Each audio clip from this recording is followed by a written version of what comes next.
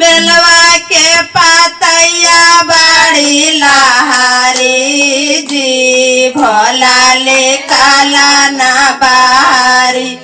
बेलवा के पातैया बाड़ी लहारी जी भोला ले काला ना बारी।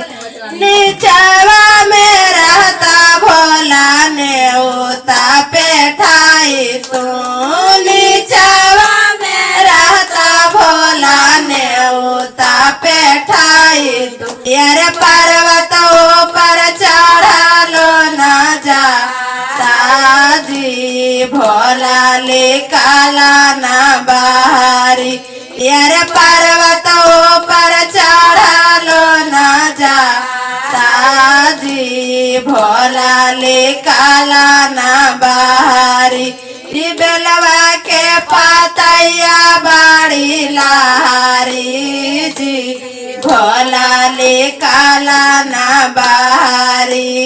नीचवा में रहता भोला चारा ना पखारा तो। नीचवा में रहता भोला चारा ना पखारा तो।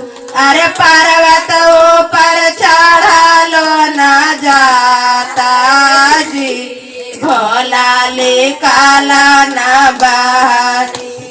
पर्वत ऊपर चढ़लो ना जाता जी भोला ले काला ना बारी। अरे बेलवा के पातैया बाड़ी लहारी जी भोला ले काला ना बारी।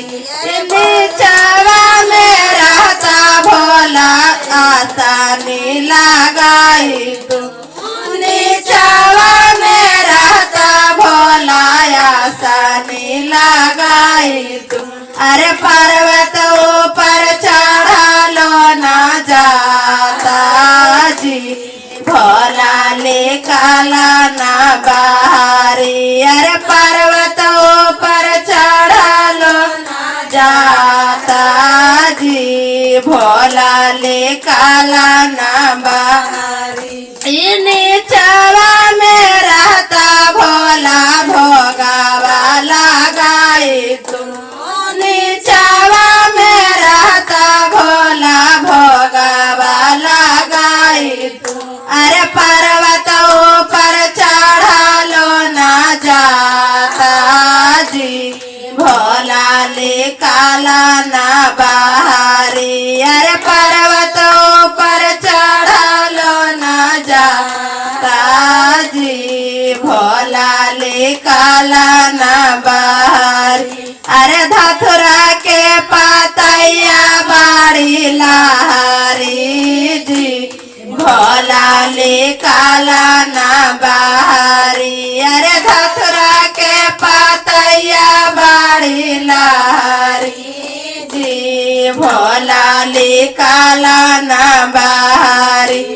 नीचवा में रहता भोला आरती उतारा तू।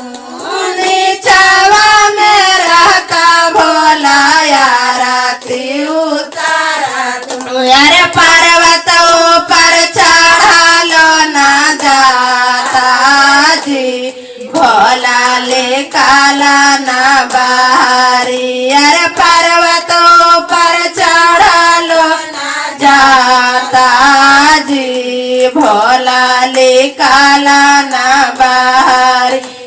नीचवा में रहता भोला भजना सुनाई तू। नीचवा में रहता भोला भजना सुनाई तू।